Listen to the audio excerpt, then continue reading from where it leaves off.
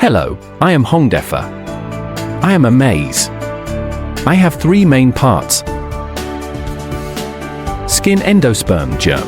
I can be milling to maize meal, becoming the staple food of many countries. Now coming with me, first I come to the factory by truck.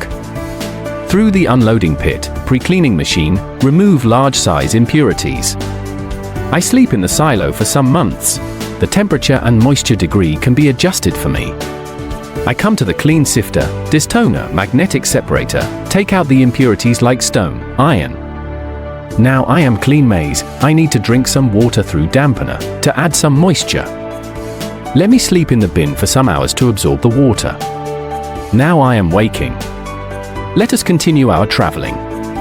I need to go to the degerminator to scrub the skin and to dislodge the germ. Some husk and germ are sent to the byproduct directly. Most parts through the aspirator moving to the milling section. Start the milling traveling, I become the final products.